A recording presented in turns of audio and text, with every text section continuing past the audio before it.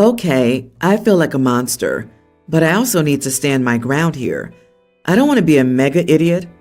I, 20, female, have a stepsister, Jane, 18, whom I've known for 7 years. We've had our ups and downs, but ultimately she's family, and I would never want to intentionally hurt her. One thing she does a lot during arguments with her mom is say, "Well, Dad would let me do X, or maybe I'll go stay with Dad then." I've never met her dad. I've seen him a few times, but I was never properly introduced to him. He and Lucy, my stepmom, had a bad breakup, and she didn't want him to meet my mom or me, which I can understand, given what she's told me about him. For the past week, Jane has been even more irritable than usual.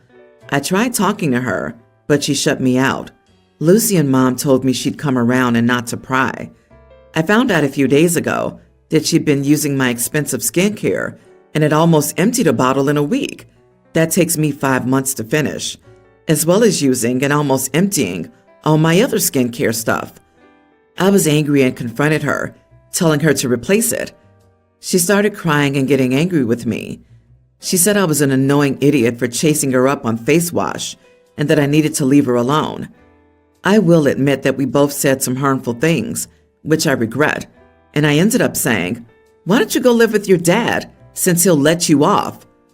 Jane's face dropped, and she said, "My dad died last week, you idiot." She ran and locked herself in her room after she said that, and I immediately regretted what I said. Lucy and Mom came home shortly after, and I explained what had happened. They both said I needed to apologize, which I agreed with. Lucy went to talk to Jane, and afterward told me that Jane would only forgive me if I was grounded until the new year, and she had free reign of my wardrobe. She loves my style but can't afford to buy clothes to fit at the moment. I said no to both. I didn't bring up her dad as a gotcha, he's dead moment, as I didn't know he had passed. Obviously, if I had known, I wouldn't have said anything about it and would have treated her outburst or change in behavior differently because I now know she was grieving. Lucy and Mom said that if I won't do those things, I should at least drive her around to her friends, university, etc. I said again, no. We both go to different universities, and the logistics won't work. Lucy said if I can't make it up to Jane, I shouldn't expect her to forgive me. I said I don't need Jane's sisterhood if it's only based on transactional things like car rides or clothes.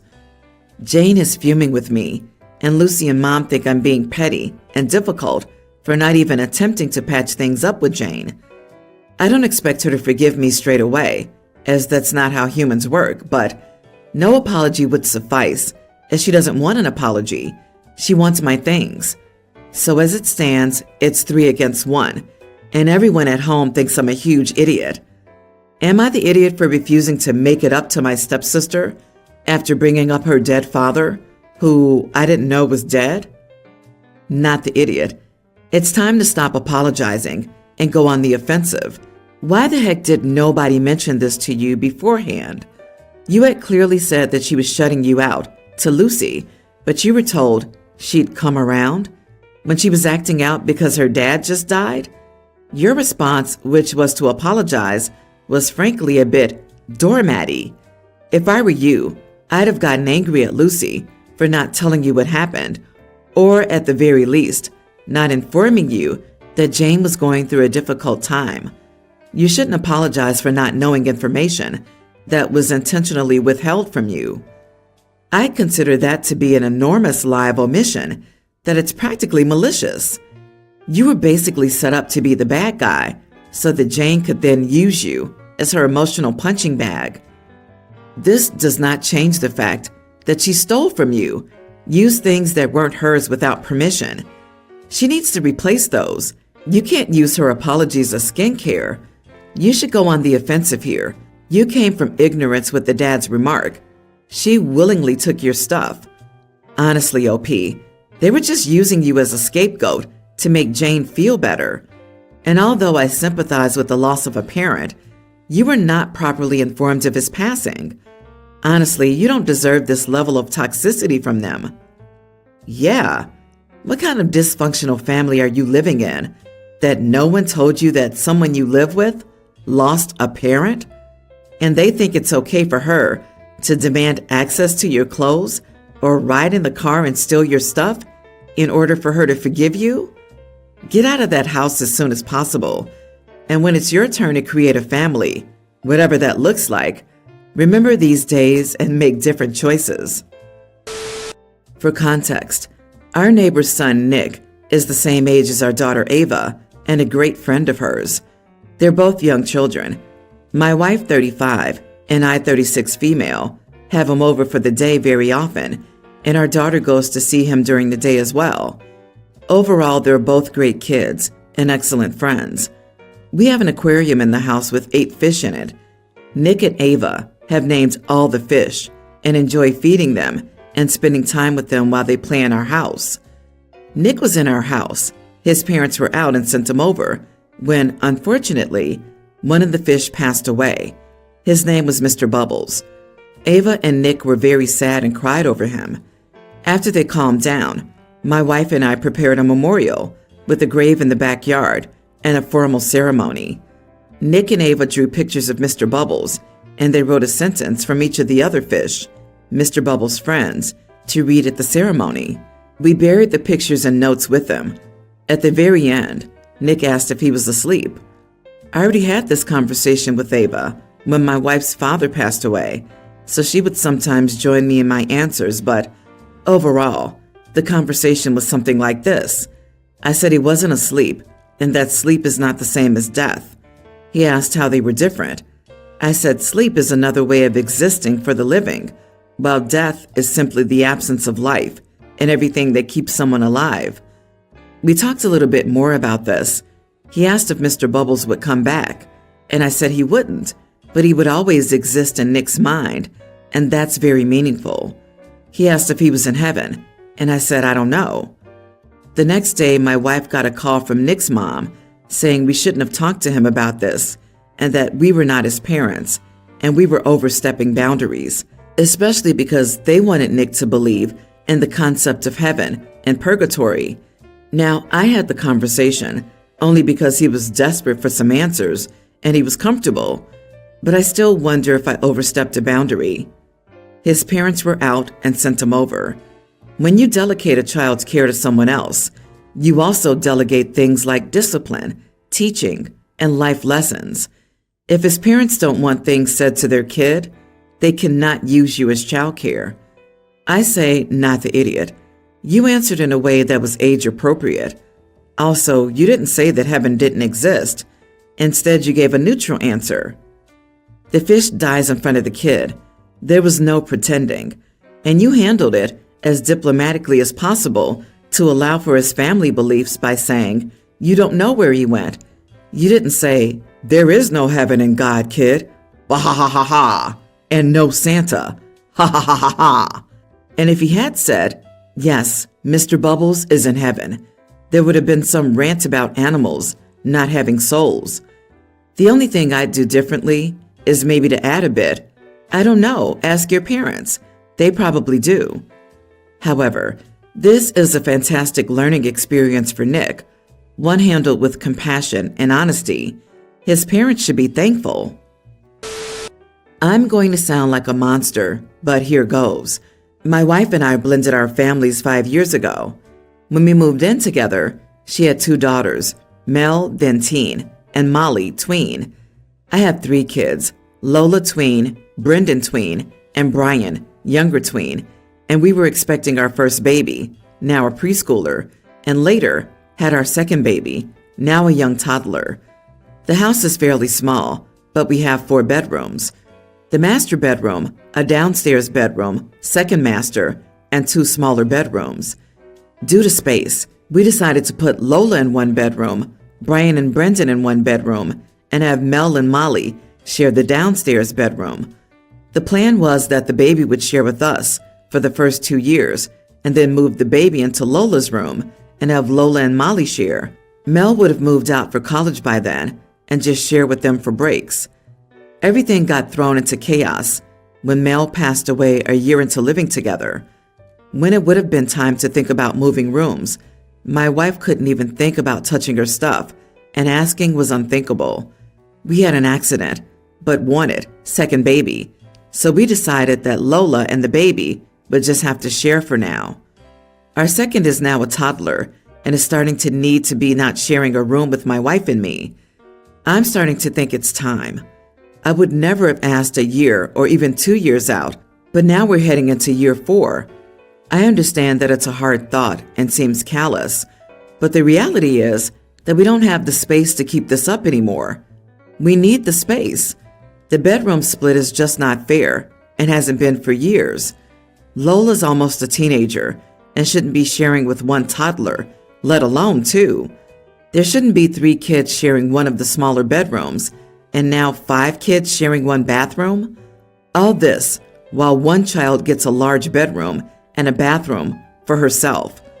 It's not reasonable. My wife and Molly are still resistant and say it's expected to not want to move things around even years later. And they don't want Mel's things being taken from them, especially Molly. I get that, but we can't. It's just not realistic. Even if Mel was still with us, she wouldn't live with us anymore. The plan was always to move Lola into that room once Mel went to college. Molly was never supposed to have her own room, and per the agreement 4 years ago, Molly's getting all of Mel's stuff, so nothing's being taken from her. They're furious, and now the whole house is fighting. Lola is sick of her situation. Molly and my wife want nothing to change, and of course, I'm the evil bad guy who does everything wrong. Is this really that outrageous? Info. Why on earth would you have another baby when your family situation is so emotionally overloaded? That part always gives me the ick. 5 kids between them are ready to share 3 bedrooms, but these blended families always need to cement the new marriage with our babies. LP at least had a plan that made sense before Mel died. So many stories are, so we have a 2-bedroom house and 9 kids between us. What do we do? Why didn't you figure this out before you married someone and moved in together? Why are you springing on your kids that they have to share a room with a stranger? And even more, why do the parents always keep the master bedroom? They'll cram 6 kids into a shed in the yard before giving up the big bedroom. Insane. On stories like these, I can never stay on topic because I'm so distracted by the fact that no one can keep their stuff in their pants. For the love of God, stop having children. What is up with all these people? Don't you think 2 would be enough? This isn't specifically aimed at OP, but almost all of the need help or need advice or what should I do? My life is going down the drain posts are from people who have 5 or 6 or more children. Maybe that's the problem. Geez, what causes these people with multiple kids and space issues to have even more kids? 7 kids and 3 bedrooms? Molly and Lola share. Brendan and Brian share. The littles get bunks. Since y'all want to run a kids camp, maybe the parents get sterilized. OP, you are the idiot. My nearly adult female mother was my world. I remember reading books, watching documentaries, and going on road trips with her. She baked my sister and me cookies whenever we were sick. She and Dad would take us hiking every other week. I still miss her even now.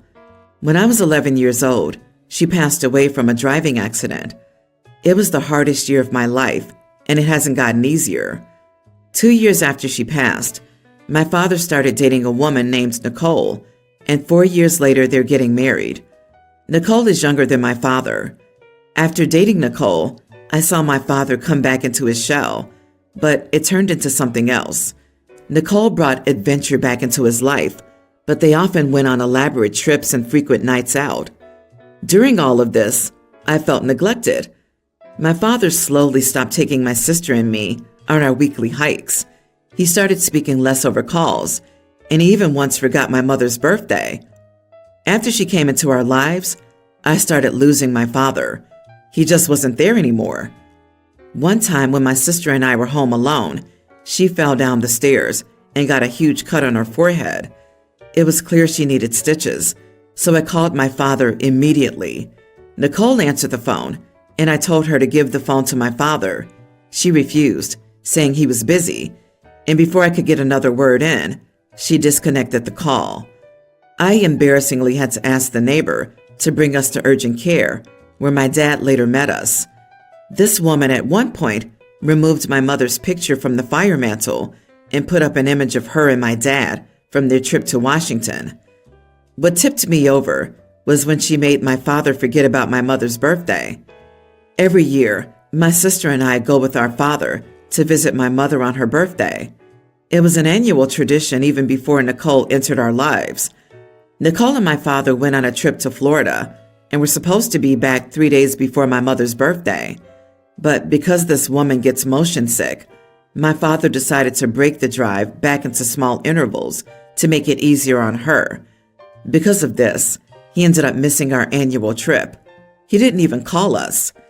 Not even a week later, my father has the nerve to tell us about an exciting surprise. Nicole is pregnant.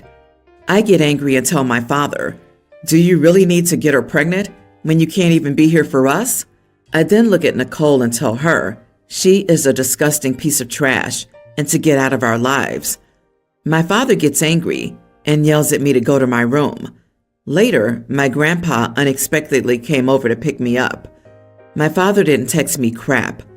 Even as I left, he wouldn't even look at me. It's been 2 days, and I'm still at my grandparents' home. I feel ashamed for saying what I said, yet I don't feel overwhelming regret. Am I the idiot?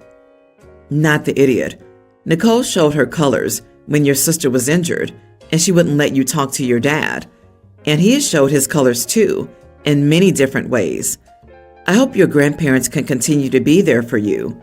You were harsh and rude, but I can't fault you, given what you've shared. OP, I'm so sorry the two of you were neglected. Ask your grandparents to get your mother's heirlooms out of the house, and I really hope you can lean on your grandparents and stay with them. Tell them of this neglect. Also, check that your mother's legacy, inheritance, is not stolen from you. Your father is not a good parent or a person. He has abandoned you when you've lost your mother and would deserve special love and care. I hope you can go to counseling for emotional support. Work on your school. Cling to your sister and grandparents and any aunts and uncles if you have any. Lean on friends. Good luck, OP. Your feelings are very justified. You are not the idiot here. My 30 male, brother 22, is spending a semester in Asia, and I offered to pay for his flight so he can attend our mother's 57 wedding. I got the cheapest flight available. It's not like I have money to spare, which includes a 9-hour layover during the night. As soon as he got the email confirmation with the tickets, he asked if there wasn't a more direct flight, which bothered me already. He then asked me if I could lend him some money so we could spend the night at a capsule hotel at the airport. He says otherwise, he'll be exhausted at our mother's wedding, which takes place the same day he arrives. I told him he could sleep on the airport bench for all I care, and I'm doing too much already. Even if he eventually paid me back, I doubt it. I couldn't believe how ungrateful he was. Am I the idiot here? You are the idiot. That's a poisoned gift. Why did you book him a flight arriving on the day of the wedding without the possibility to sleep? It's kind of you to pay for him, but you wasted your money by getting a ticket that doesn't allow him to enjoy the wedding, nor for your mom to enjoy his presence. Have you heard the term, never look a gift horse in the mouth? OP's doing what's available in the budget. If the brother's unhappy, he can fork out some money, or put up and shut up. When it comes to travel, cheap often equals inconvenience. OP's not the idiot. I disagree. Sounds like OP felt obligated or persuaded by the family to do this for his student brother. He did the bare minimum, and he's washed his hands of it. When you realize it would include sleeping over at an airport, some don't allow this. Why didn't you speak to him and see what he thought? Maybe he or a friend or relative could stump up the additional money for a better flight and capsule hotel. You seem to be almost enjoying his discomfort.